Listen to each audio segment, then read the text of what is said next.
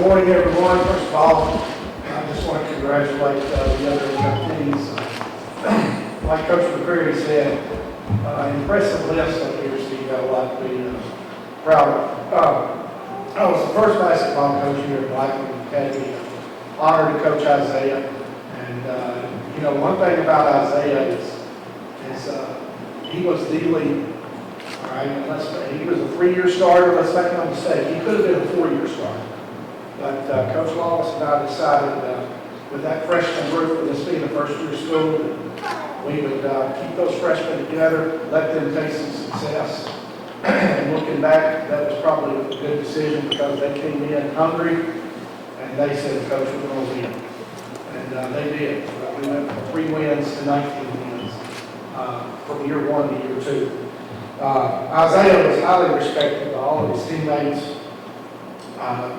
Not only did his teammates have full confidence in him, but we as coaches did also. I tell people this all the time. Coached almost 30 years in high school basketball, and he is definitely the best leader I've ever been able to coach. It was his team. And I don't know if I'd say he was the most outstanding player, but he was definitely the most valuable player. Because our team ran him because of what Isaiah did.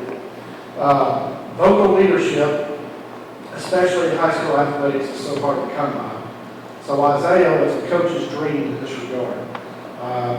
Whenever we got a dead ball and substitutions came in, Isaiah was telling everybody who they were guarding. There was no question about it. If you ask any coach, that is a huge deal because usually when players change, you usually end up with one that don't know who they're guarding and it costs you points, sometimes it costs you the game. Our team never had that problem because Isaiah was barking instructions to everybody. Isaiah was very cool under pressure, not only from opponents but also from his coaches. As a starting sophomore point guard, we put a lot of responsibility on Isaiah to get things done. We were able to do this because he had also had such a high basketball IQ. Not only was he a good leader, but he knew the game very well. So, but as Coach Lawless pointed out when we were talking, he was also very versatile. I remember times we would put him at the high post in the zone because of his high IQ and his good decision making. If he got the ball at the high post, we could get it to him in the middle of that zone. He could make the team stay with it, whether he would score or find the open man and just pick the defense apart. All right? A couple of stories I want to tell. First, like Coach Mack says, the stories is what makes it good, what the coaches do. Talking about his leadership too.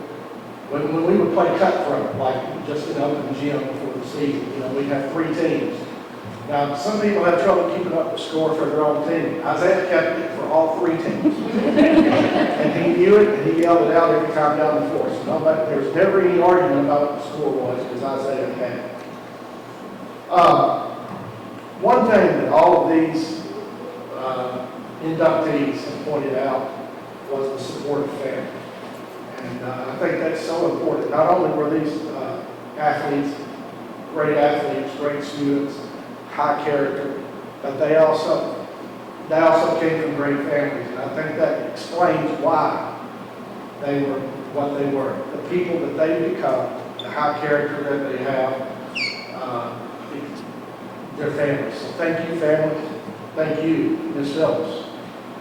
For your legacy. I've seen Miss Phillips at ball game after ball game, even after since Isaiah graduated. She's always there supporting somebody in her family.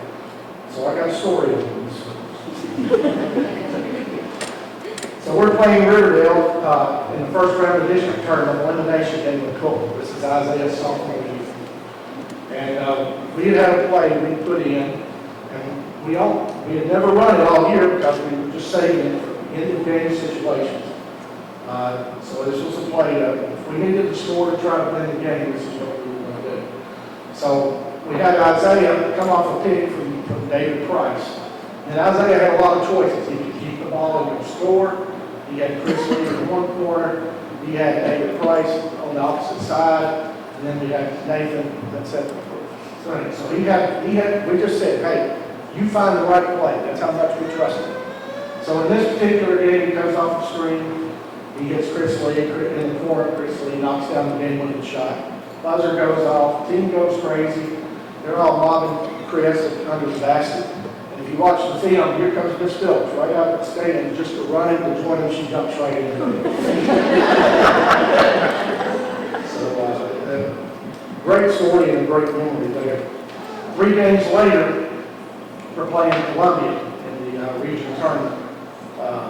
Very good Columbia team, been ranked 1 and 2 for most of the year. And we run that same play, but this time he finds David Price. David hits the 3 for us to win. And just an incredible shot, but incredible decision making by him. We got the ball where it needed to go. Unfortunately, talk about all the trust added. Unfortunately, there was one game in senior year. We're up in Crossville, I think, during Thanksgiving. And you probably remember this. Yeah, he's frowning. So I didn't like to take a timeout, but in this game, for whatever reason, I thought we were not going to get a shot. So I called timeout. About the time I called timeout, Isaiah picks up a shot that goes in, which would have been the game winner. But the referee said, no, coach called timeout before you took the shot. So Isaiah, I thought. We ended up losing the game in overtime. Another story about Isaiah that sticks out in my mind is we're playing Riverdale in the regional tournament over at TSU. We've been up about 8 to 10 points the entire game. I'm calling a play. Isaiah just goes, "Coach!" And he points to the guy that's guarding him. So he's like, "Forget the play. I can take this guy." All right? So I said, "Okay, you got it." So Isaiah just proceeds to take it, scores on him. He scores that. Like, yeah, see, I told him. So because of his leadership skills and the fact that he was such a high character guy, Coach Wallace, I always said that he should be a coach. I am thrilled that he is back here at Blackman coaching and working under one of the best guys in the business, Coach Wardman. And I can't wait to see what the future holds for him. Again, just a tremendous leader, tremendous guy, and I just couldn't be more proud of him.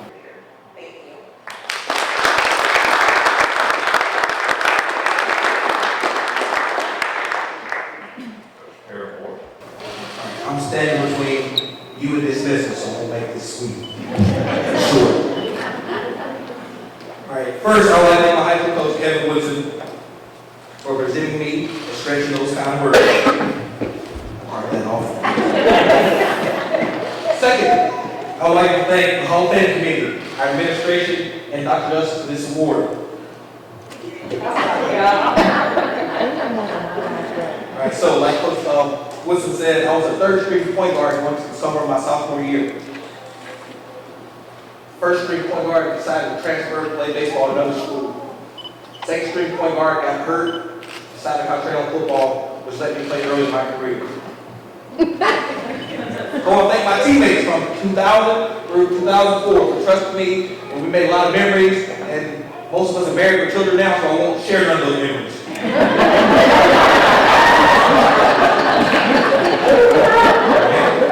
want to thank all my coaches from high school.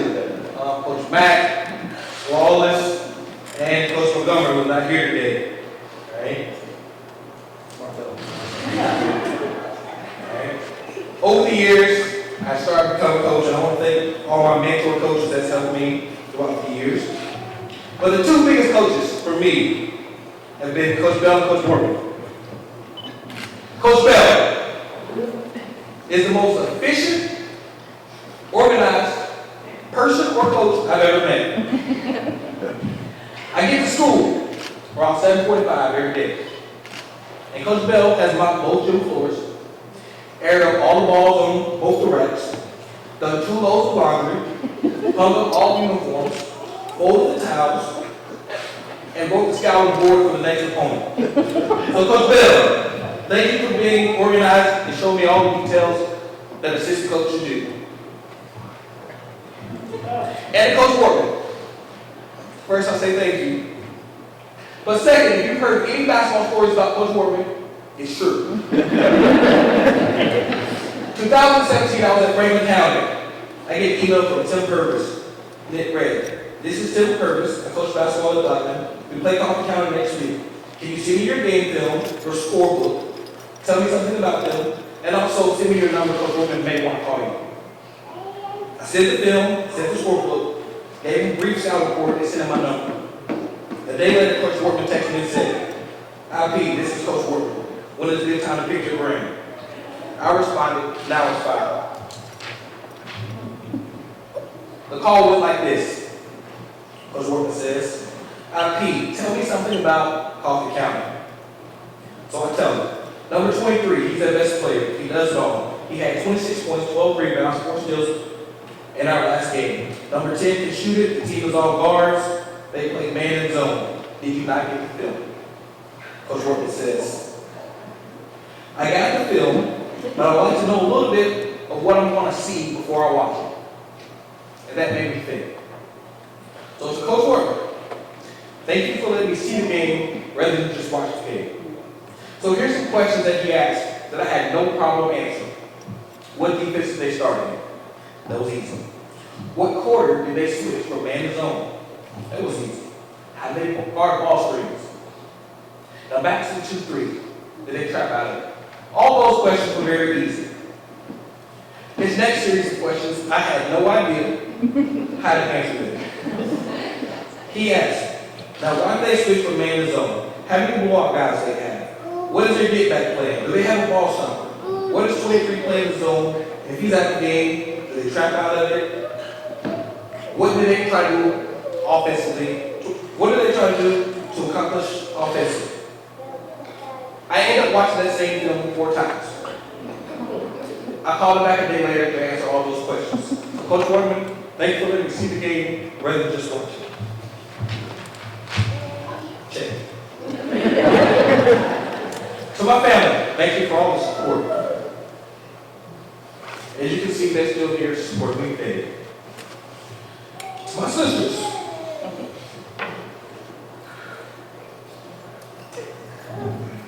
I'm not a crier, I'm not a talker. To my sisters, thank you for giving your summers, traveling to AAU events with me, and dragging my nieces and nephews. To my brother, thank you for never taking it easy on me.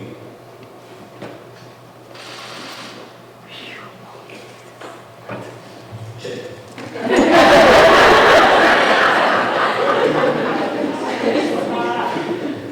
To my parents,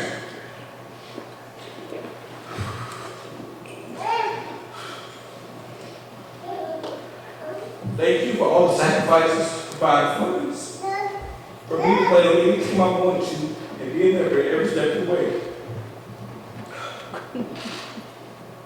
To Keller, Ellen, and Bellamy, thank you for keeping me active and letting me watch film through the basketball season. Check. And to my wife, who's dressed like me tonight. Thank you for understanding this basketball season. When I say I got work to do, she asked me how can she help, and she writes a scouting report for me. So thank you. And lastly, go Blaze.